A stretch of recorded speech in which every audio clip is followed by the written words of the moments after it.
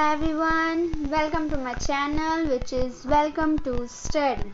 So मेरा नाम है लक्ष्मी और आज का हम स्टार्ट करेंगे अपना न्यू सेशन जो FYB कॉम के लिए है। तो हमने फर्स्ट यूनिट तो कंप्लीट कर लिया है। अब हम आज स्टार्ट कर रहे हैं हमारा सेकेंड यूनिट। तो आज का चैप्टर है, हमारा यूनिट है planning, strategy planning and decision making. ये 3 यूनिट हम एक साथ कंप्लीट करने वाले हैं। जितना सिलेबस में आने वाला है, जितना टॉपिक लिखवाया है, करवाया है, हम उतना ही कवर करेंगे, एक्स्ट्रा हम नहीं पढ़ेंगे। ठीक है, तो हम स्टार्ट करते हैं अपने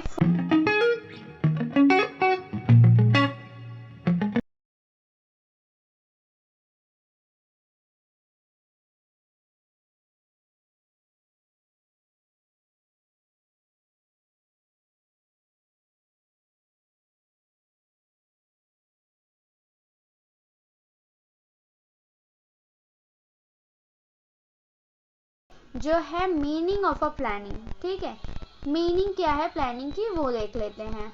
फिर planning can be defined as planning define किया गया है कैसे, थिंकिंग इन एडवांस, मतलब पहले से ही सोचना, एडवांस में सोच के रखना। What is to be done, when it is, क्या करेंगे, क्या होगा, और when it is to be done, कब होगा, और हाउ इट इज टू, मतलब कैसे होगा, and by whom it should be done, मतलब कौन करेगा ये। ठीक है, किसके थ्रू ये कंप्लीट होगा।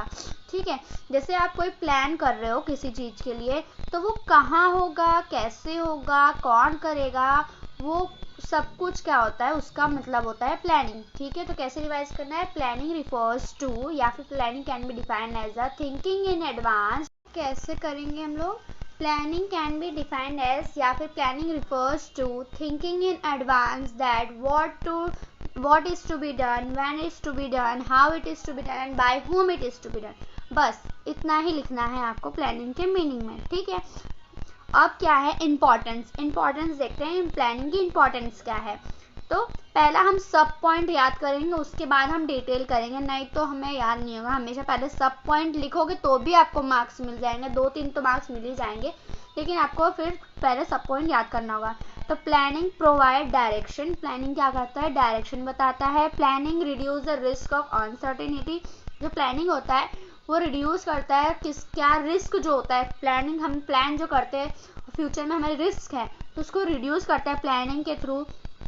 अब प्लानिंग रिड्यूस वेस्टफुल एक्टिविटी, और प्लानिंग क्या होता है, प्रॉपर प्लानिंग वेस्टफुल एक्टिविटी जो भी होती है वो उसको रिड्यूस कर देता है। ठीक है, प्लानिंग के हिसाब से चलोगे तो वेस्ट एक्टिविटी नहीं होगी, कोई भी चीज़ वेस्ट नहीं होगा। ठीक है, अब planning facilitate decision making, planning क्या करता है, डिसीजन लेता है। प्लानिंग फैसिलिटेट डिसीजन मेकिंग, मतलब प्लानिंग क्या करता है, हमारा एक डिसीजन फैसिलिटेट करता है, डिसीजन मेकिंग करता है। ठीक है, अब planning establish standard for controlling. ठीक है, प्लानिंग क्या करता है कि प्लानिंग हमें स्टैब्लिश करता है स्टैंडर्ड ऑफ कंट्रोलिंग। ठीक है, दोनों एक ही साथ है। डिटेलिंग करते हैं अब इम्पोर्टेंस का। ठीक है, तो अब पहला क्या था, प्लानिंग प्रोवाइड डायरेक्शन, प्लानिंग क्या करता है, डायरेक्शन प्रोवाइड करता है। तो क्या है, planning is considered with predetermined course of action, planning क्या करता है कि कोर्स ऑफ एक्शन बताता है। ठीक है, कि हमें क्या किस वे में जाना है। अगर हमने प्लान किया कि हाँ हमें ऐसे हमें इस तरीके से हमें जाना है, प्लानिंग के थ्रू करना है, प्लानिंग फॉलो करना है। ठीक है, it provide the direction to the efforts of employees, मतलब ये है ना, डायरेक्शन प्रोवाइड करता है एम्प्लॉयज़ को कि वो किस डायरेक्शन में काम करेंगे, मतलब कैसे काम करेंगे। ठीक है, कितना एफर्ट्स लगाएंगे, कितना अपना मेहनत करेंगे, कितना वो क्या करेंगे, वो प्लानिंग के थ्रू करेंगे। तो वो जो प्लानिंग क्या करता है, एक डायरेक्शन बताता है एम्प्लॉयज़ को, ताकि वो एफर्ट डाल सके अपने काम में, अपने ड्यूटीज़ में, अपने वर्क में। ठीक है, इफेक्टिवली और एफिशिएंटली। तो प्लानिंग क्या करता है, प्लानिंग प्रोवाइड डायरेक्शन। ठीक है, अब planning reduce the risk of uncertainty, planning क्या करता है, हमारी अनसर्टेनिटी जो फ्यूचर में कुछ होने वाला था, कोई प्रॉब्लम, अनसर्टेनिटी, कोई रिस्क होने वाली है, रिस्क हो सकता है, तो उसको रिड्यूस करता है। कैसे, ठीक है, organisation have to face many uncertainty, organisation को हमेशा कोई ना बहुत सारे अनसर्टेनिटी को फेस करना पड़ता है, या अनएक्सपेक्टेड सिचुएशन एवरी डे, ठीक है, या कोई सिचुएशन, ऐसी सिचुएशन जो हर दिन हम लोग उनको फेस करनी पड़ती है, मतलब कोई ना कोई प्रॉब्लम फेस करनी ही पड़ती है ऑर्गेनाइजेशन को। तो क्या है, planning help the manager to face the uncertainty. Planning क्या करता है, अपना मैनेजर की हेल्प करता है कि जो अनसर्टेनिटी से, ठीक है, because planner try to focus the future by making some assumption. मतलब प्लानर क्या करता है, जो प्लान बनाता है वो क्या करता है, फोकस करता है फ्यूचर पे कि कुछ एजम्पशन, मतलब कुछ सोच समझ के, ठीक है, सोच समझ के प्लान करता है वो, ठीक है, regarded future keeping in the mind, मतलब फ्यूचर को सोच के वो अपना दिमाग में प्लान बनाता है, ठीक है, पास्ट एक्सपीरियंस, और जो पास्ट एक्सपीरियंस हो चुके हैं उसको भी एक बार माइंड में रिमाइंड करता है कि पहले हमने कैसे प्लानिंग की थी, तो हमें ऐसा हुआ था, इतना प्रॉफिट हुआ था। अब हम प्रेजेंट में सोचेंगे फ्यूचर के बारे में कि अब हम कितना प्लान, कैसा प्लान बनाएंगे कि हमें फ्यूचर में काम आएगा। तो वो प्लानिंग के हिसाब से हमें वो थोड़ा सा प्लानिंग यूज़ कर सकते हैं, या ये प्रेजेंट में और फ्यूचर के लिए भी सोच के और कोई प्लानिंग यूज़ कर सकते हैं, ठीक है। तो keeping mind and scanning of a business environment, और बिजनेस इन्वायरमेंट को स्कैन करके कि बाहर क्या चल रहा है, एक्सटर्नल में क्या चेंजेस आए हैं, क्या अनसर्टेनिटी हो रही है, रिस्क आगे क्या हो सकता है, ये सब हमें, मतलब प्लानिंग, अगर प्रॉपर प्लानिंग होगी तो हम इजीली अनसर्टेनिटी और अनएक्सपेक्टेड सिचुएशन को फेस कर पाएंगे, ठीक है। तो risk planning reduce the risk of uncertainty, समझ आया, इतना लिख देना कि ऑर्गेनाइजेशन हमेशा अनसर्टेनिटी और अनएक्सपेक्टेड सिचुएशन को फेस करते हैं। अगर प्रॉपर प्लानिंग होगी तो मैनेजर को हेल्प मिल जाता है कि वो अनसर्टेनिटी को फेस कर पाता है, ठीक है। ये इतना भी लिखोगे तो भी चलेगा, और फ्यूचर को अज्यूम करके वो प्लान बनाता है, बस इतना कर देना। अब थर्ड क्या है, प्लानिंग रिड्यूस वेस्टफुल एक्टिविटी, ठीक है, प्लानिंग क्या करता है, रिड्यूस करता है वेस्टफुल एक्टिविटीज को। तो if the manager and all the employees are following course of action according to plan, then there will be a integrated in the activity.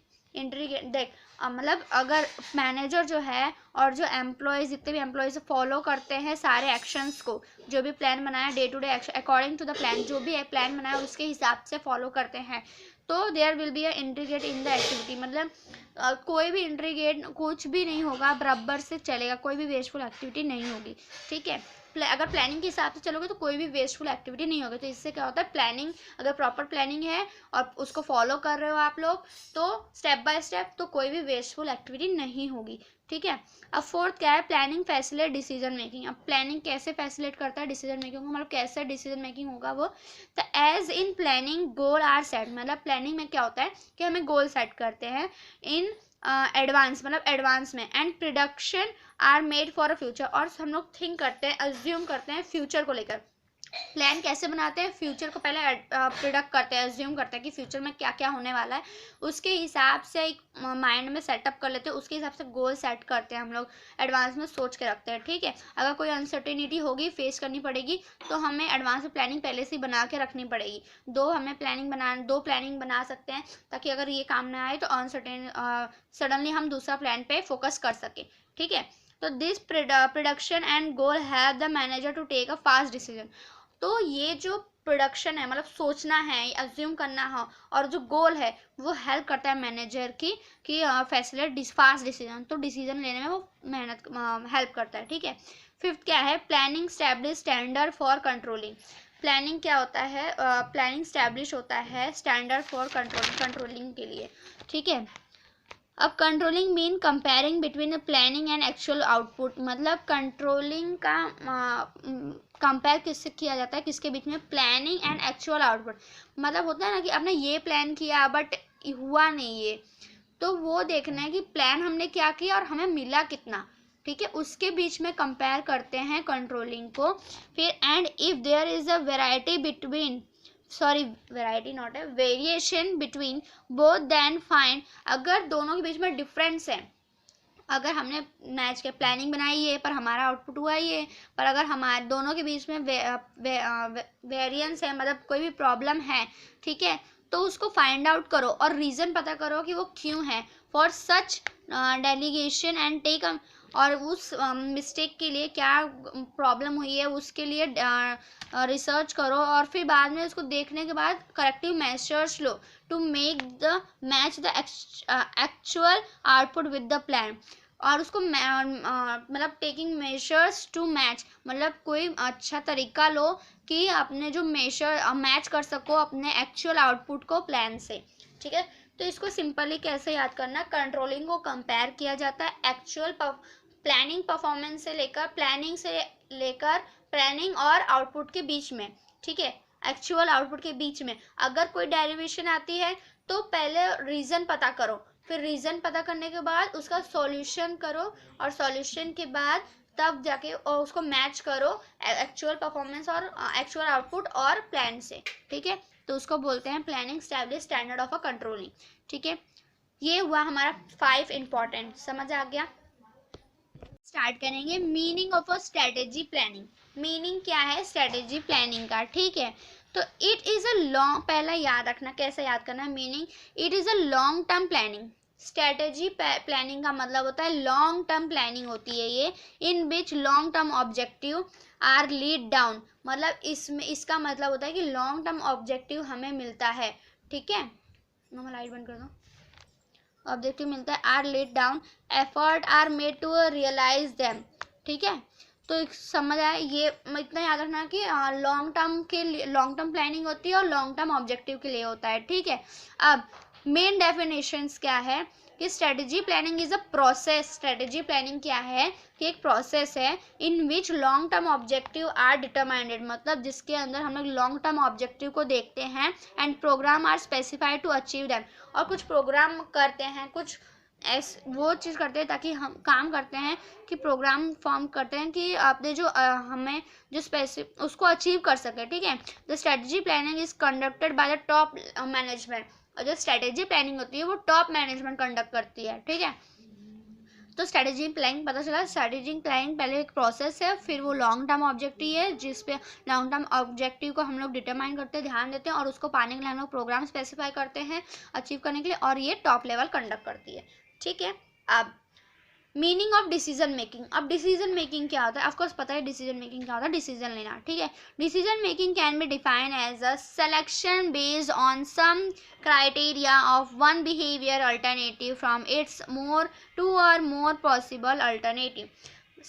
Decision making का मतलब, डिसीजन मेकिंग तो होता ही है, but ये जो decision making का मतलब है इसके अंदर कि सारे अल्टरनेटिव से जितने भी अल्टरनेटिव हैं, जितने भी सॉल्यूशन या बेस्ट अल्टरनेटिव एम्प्लॉयज़ हो या बेस्ट सॉल्यूशंस हो या बेस्ट कोई हो कुछ हो, ठीक है, उसमें से दो से ज़्यादा हो तो उसमें से कोई बेस्ट अल्टरनेटिव लेना, वन अल्टरनेटिव कोई सेलेक्ट करना, उसको बोलते हैं हम लोग decision making. Best possible alternative, ठीक है, उसको बोलते हैं डिसीजन मेकिंग, ठीक है। तो क्या है decision making can be define as, decision making क्या बोलते हैं, डिफाइन कैसे करते हैं, the selection based on some criteria, मतलब कुछ सिलेक्शन करना है कुछ क्राइटेरिया के हिसाब से, मतलब जैसे one behaviour alternative from two or more, मतलब कोई एक बिहेवियर अल्टरनेटिव अच्छा, कोई अल्टरनेटिव बेस्ट अल्टरनेटिव, जो अल्टरनेटिव सेलेक्ट करना है सब में से, सारे अल्टरनेटिव में से,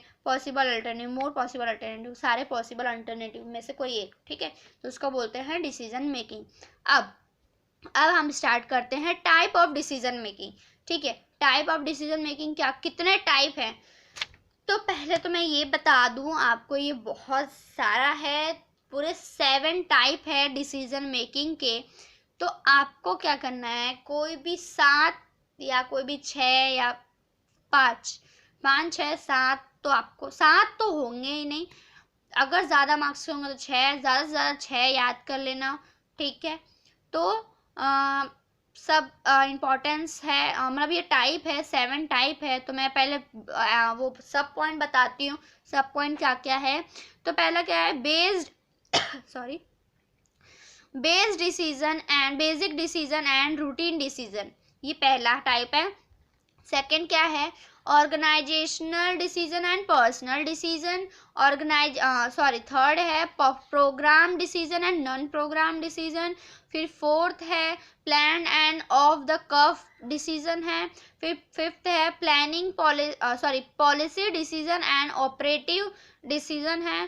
फिर tactical decision and strategical decision है। और seventh individual decision and group decision है।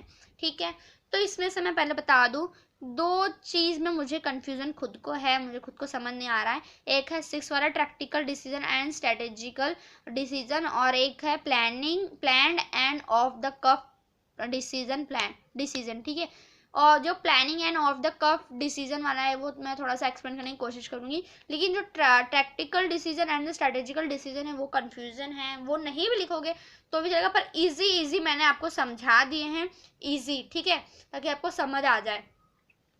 तो ये है हमारे 7 टाइप। ठीक है, पहले सब पॉइंट याद करना। बेस क्या क्या है डिटेल करते हैं। बेस फर्स्ट क्या है, basic decision and routine decision. ठीक है, तो बेसिक डिसीजन क्या होता है, basic decision are made once for all. मतलब बेसिक डिसीजन क्या होता है कि वो एक ही बार बनता है, बेसिक डिसीजन हमेशा एक बार लेते हैं। ठीक है, hence they are more important, और वो बहुत इंपॉर्टेंट होते हैं। बेसिक डिसीजन जो होते हैं वो बहुत इंपॉर्टेंट होते हैं as compare to routine decision, routine decision से कंपेयर करके। रूटीन डिसीजन ज़्यादा इंपॉर्टेंट नहीं है, पर जो बेसिक डिसीजन है वो एक ही बार लिया जाता है और वो अच्छे से लिया जाता है, इसलिए वो इंपॉर्टेंट होते हैं। ठीक है, इवन अ माइनर एरर, अगर छोटी सी भी गलती होती है इन बेसिक डिसीजन, अगर आप बेसिक डिसीजन लेने में अगर छोटी सी भी गलती कर देते हो ना, तो वो decision can disturb the whole organisation survival, तो वो पूरे ऑर्गेनाइजेशन को डिस्टर्ब कर देता है, मतलब प्रॉब्लम हो जाती है सारे अगर आप बेसिक डिसीजन लेने में कोई प्रॉब्लम होती है, छोटी सी भी गलती कर देते हो, नहीं लेते हो वो डिसीजन, तो वो पूरे ऑर्गेनाइजेशन को हार्म करेगी, लॉस करेगी, डैमेज करेगी, डिस्टर्ब करेगी। ठीक है, तो उसको बोलते हैं बेसिक डिसीजन। मतलब बेसिक डिसीजन वो होता है जो एक बार लिया जाता है और वो इम्पॉर्टेंट होता है, और अगर उसको नहीं लिया गया तो वो क्या बोलते हैं उसको, वो पूरे ऑर्गेनाइजेशन को डिस्टर्ब करेगी। ठीक है, अब रूटीन डिसीजन क्या होता है, routine decision are the repetitive nature. ठीक है, रूटीन डिसीजन क्या होता है, रिपीट होता रहता है। ठीक है, बार बार उसको रिपीट करते रहता है। ठीक है, they are to be made one on a day to day basis. जो रूटीन डिसीजन है उसको हर दिन लिया जाता है। जैसे एग्जांपल, हम लोग रोज कुछ ना कुछ सोचते रहते हैं, कोई ना कोई डिसीजन रहता है कि आज मैं ये पढ़ूंगी, आज ना मैं ये करूंगी, आज मैं वो करूंगी। ठीक है, तो डे टू डे जो रूटीन डिसीजन हम लेते हैं उसको बोलते हैं हम रूटीन डिसीजन, और जो पूरे साल में एक बार हम लेते हैं उसको बोलते हैं, मतलब साल में नहीं, सॉरी, पूरे मतलब हमेशा एक बार बेसिक डिसीजन लिया जाता है। ठीक है, जैसे कि शादी का डिसीजन एक बार लिया जाता है।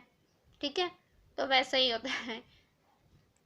ठीक है, एग्जाम्पल है from where to purchase raw material. ठीक है, जैसे रूटीन डिसीजन में एग्जाम्पल दिया है कि कहाँ से हम लोग हमेशा पूछते हैं कहाँ से हम लोग रॉ मटेरियल खरीदे। When should employees be promoted, कब एम्प्लॉयज को प्रमोट किया जाएगा, and when should they B give training, और कब उनको ट्रेनिंग दिया जाएगा। तो ये रूटीन डिसीजन के एग्जाम्पल्स हैं। अब है सेकंड क्या है, organisation decision and personal decision. ठीक है, तो the decision made by manager in the organisation, मतलब जो डिसीजन मैनेजर ने लिया है ऑर्गेनाइजेशन में on the basis of a power delegated to him, मतलब जो भी मैनेजर को क्या है, पावर दी गई है डिसीजन लेने की ऑर्गेनाइजेशन के अंदर, बस इतना ही लिखना है। ठीक है, डिसीजन जो भी मतलब मैनेजर को पावर दिया गया है कि वो ऑर्गेनाइजेशन में डिसीजन ले, जो भी वो डिसीजन लेगा वो फॉलो करना है, तो उसको बोलते हैं ऑर्गेनाइजेशन डिसीजन। ठीक है, example, how much to produce, मतलब ऑर्गेनाइजेशन के लिए डिसीजन ले रहा है तो कितना उसको प्रोड्यूस करना है, हाउ मच कैपिटल इशू करना, कितना कैपिटल को इशू करना है। ठीक है, अब पर्सनल डिसीजन क्या होता है, पर्सनल डिसीजन मतलब खुद का जो डिसीजन होता है वो। ठीक है, a decision that convey only a single employees in the organization and it made in individual capability for the personal matter is known as a personal decision। personal decision मतलब क्या होता है कि अगर एम्प्लॉयज खुद अपना डिसीजन लेते हैं, ठीक है। अगर कुछ लड़ाई हो गई या कुछ होता है, स्ट्राइक हो गई, तो वो खुद अपने पे डिसीजन लेकर वो करते हैं, ठीक है। जैसे एग्जांपल क्या है, if an employee takes decision on, अगर कोई एम्प्लॉय डिसीजन ले लेता है कि उसको रिजाइन देना है या रिटायर होना है, it in the case of a personal decision, तो उसका वो खुद का पर्सनल डिसीजन है कि उसको रिटायर होना है, उसको खुद को रिजाइन देनी है। तो जो इंडिविजुअल अपने से खुद से जो डिसाइड करते हैं उसको बोलते हैं हम लोग पर्सनल डिसीजन, ठीक है। अब क्या है, programme decision and non programme decision, ठीक है। प्रोग्राम डिसीजन, अब ये जो टॉपिक है प्रोग्राम और नॉन प्रोग्राम, ये किसके रिलेटेड है पता है, ये फर्स्ट जो पॉइंट था बेसिक और रूटीन डिसीजन के, सेम वही है। प्रोग्राम डिसीजन जो होते हैं वो बार बार लिए जाते हैं, और जो नॉन प्रोग्राम डिसीजन होते हैं वो एक ही बार लिया जाता है, इतना याद रखना, ठीक है। वही, इसको पढ़ाने की जरूरत नहीं, पर एक बार रीड कर देती हूँ। It is this both decision is similar to the routine and the basic decision, ठीक है। पता चला this decision are related to day to day problem and therefore repetitive in nature. मैंने बताया था प्रोग्राम डिसीजन जो होता है वो रूटीन डिसीजन के सेम ही होता है। Programme decision are basically of the routine type of organisation. तो प्रोग्राम क्या होता है कि रूटीन टाइप ऑफ डिसीजन का ही हिसाब से ही रहता है। और non programme decision are non repetitive, non specific and long established procedure in available to be taken in decision. वही बेसिक रूटीन वही होता है, ठीक है। अब plan and off the curve decision, ठीक है। अब plan decision are the part of the different plan of the business organisation. Planned decision क्या होता है कि वो डिफरेंट पार्ट ऑफ प्लान होता है जो बिजनेस ऑर्गेनाइजेशन का होता है, and are handled by the scientific method. और उसको कैसे हैंडल करते हैं प्लान को, एक साइंटिफिक मेथड होता है जिससे हम प्लान को हैंडल करते हैं, ठीक है। एक वे होता है उसको चलाने का, प्लान को, ठीक है, स्टैब्लिश करने का। Off the curve decision are those decision are not a part of any business plan. जो ऑफ द कर्व डिसीजन है वो कोई भी प्लान का पार्ट नहीं है, बिजनेस के प्लान का पार्ट नहीं है ये, बल्कि तब अराइज होते हैं, दे arise out of the changing situation of a business. ये तब अराइज होते हैं कि जब बिजनेस का सिचुएशन चेंज होता रहता है, तब इसमें अराइव होता रहता है, ठीक है। तो ये फोर्थ था। अब पॉलिसी एंड ऑपरेटिव डिसीजन क्या होता है। Policy decision are the decision which are considered with making policy of the business and so they are handled by the top level management. Policy decision क्या होता है, वो decision जो consider करता है, जो पॉलिसी बनाता है, ठीक है, बिजनेस का पॉलिसी बनाता है, और ये हैंडल कौन करता है, टॉप लेवल मैनेजमेंट, ठीक है। दे रिलेटेड टू सच मैटर, वो कुछ मैटर के ऊपर, जैसे पॉलिसी कैसी हुई, कैसे बनाते हैं वो, कुछ मैटर के ऊपर, जैसे कि promotion of employees, rate of dividend, sales of on credit etcetera, ये सब पॉलिसीज बनाते हैं, ठीक है। तो उसको बोलते हैं पॉलिसी डिसीजन लेना। फिर ऑपरेटिव डिसीजन क्या होता है, this decision are generally taken by a lower level of a management. और जो ऑपरेटिव डिसीजन होता है, ठीक है, वो लोअर लेवल ऑफ मैनेजमेंट के लिए होता है, for the purpose of executing policy decision. मतलब किस लिए होता है ये ऑपरेटिव डिसीजन, कि ये लोअर लेवल के लिए होता है, क्यों, क्योंकि वो जो पॉलिसी बनाए या टॉप लेवल ने उसको एग्जीक्यूट करना, मतलब वो काम करना, उसको स्टैब्लिश करना, ठीक है। टू डिक्लेयर जैसे कि टू डिक्लेयर बोनस, मतलब बताना, जो पॉलिसी बनाई है कि मैं टॉप लेवल में कि बोनस देना है, तो नीचे जो लोअर लेवल है उनको डिक्लेयर करना है कि वो, मतलब वो पॉलिसी को बताना है कि बोनस मिलने वाला है एम्प्लॉयज को, unit example of operative decision, ठीक है। अब सिक्स्थ क्या है, individual and a group decision, ठीक है। तो individual decision are those which are made by the one individual. Individual decision वो डिसीजन होता है जो कोई एक पर्सन बनाता है, इंडिविजुअल पर्सन बनाता है। The individual consider himself take this decision on his own. जो इंडिविजुअल रहता है वो खुद से डिसीजन लेता है, खुद अपने हिसाब से ही डिसीजन लेता है, ठीक है। ग्रुप डिसीजन क्या होता है, the decision take by the group of member of organisation. जो डिसीजन होता है वो ग्रुप ऑफ मेंबर ऑर्गेनाइजेशन के होते हैं, वो देते हैं, and deliberate amongst themselves and call the group decision. और वो एक साथ मिलते हैं, डेलिब्रेट करते हैं, बातें करते हैं, और खुद से मतलब एक दूसरे से और फिर वो उसको बोलते हैं हम लोग ग्रुप डिसीजन, ठीक है। पर एक्चुअल मीनिंग क्या है ग्रुप डिसीजन का? Group decision is a process in which individual combine in a group and take a decision. मतलब ग्रुप डिसीजन क्या होता है कि एक प्रोसेस है जो कि इंडिविजुअल सारे मिलते हैं और ग्रुप बनाते हैं और फिर डिसीजन लेते हैं, ठीक है।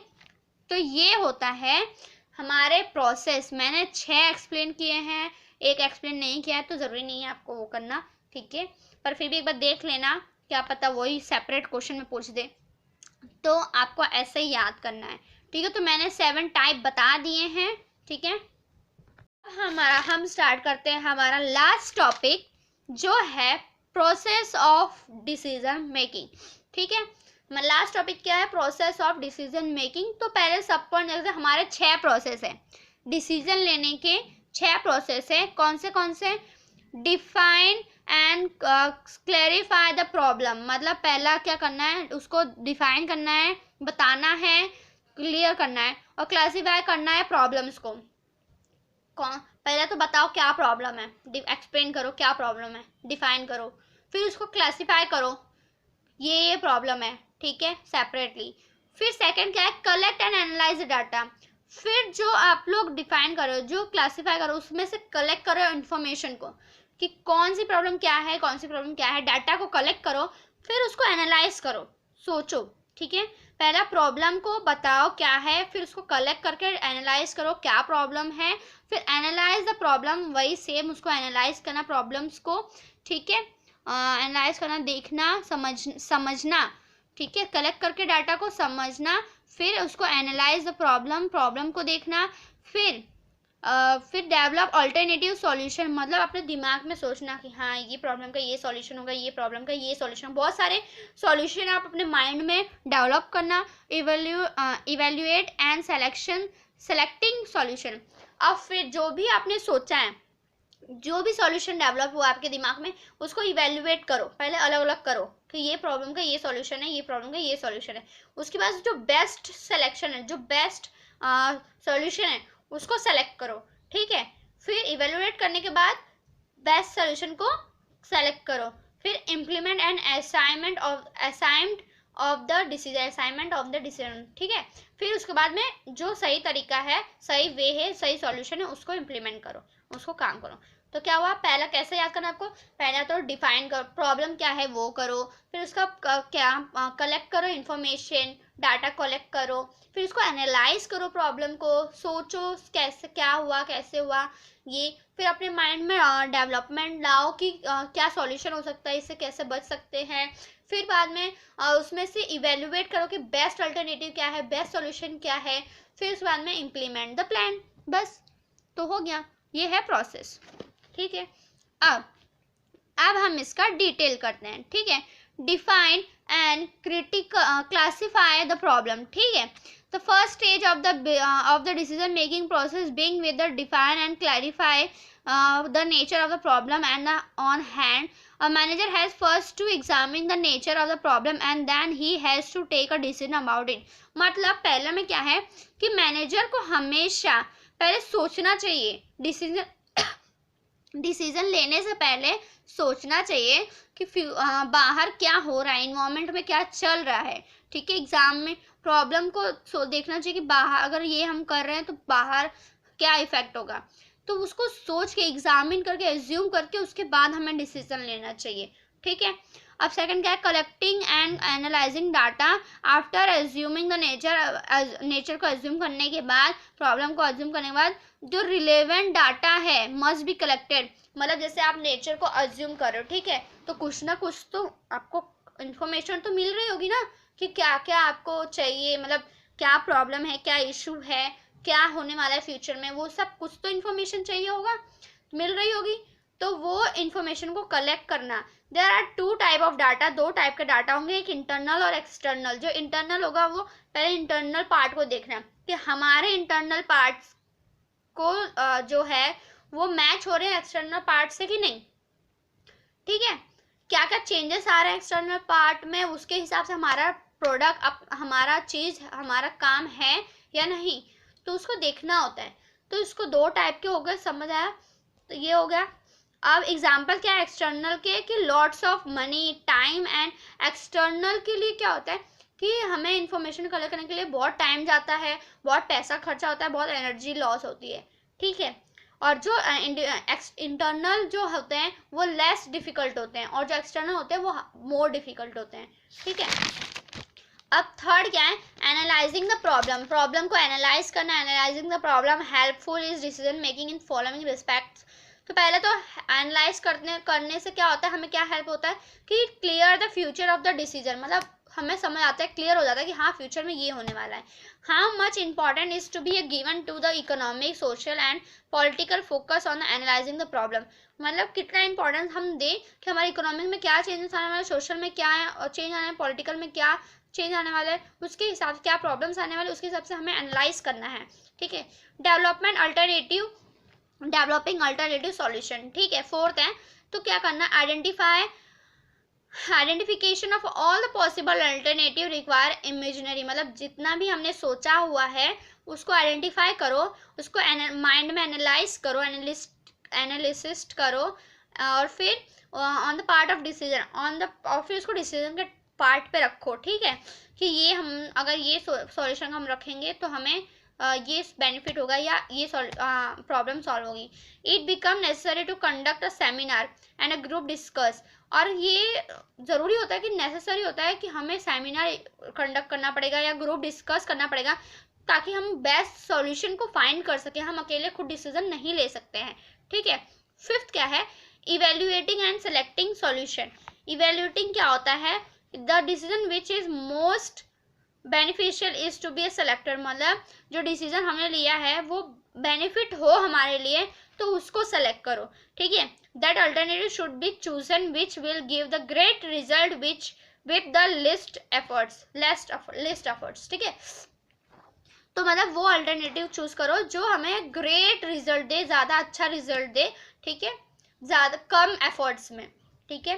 तो आज का ये चैप्टर यहीं ख़त्म होते हैं, मेरा भी प्रिपेयर हो गया और आपका भी प्रिपेयर हो गया, ठीक है। तो thank you so much, video अच्छी लगी हो तो please like, subscribe and share my video, तो click the bell icon to get your notification in your YouTube, ठीक है। Thank you so much for watching my videos, bye everyone.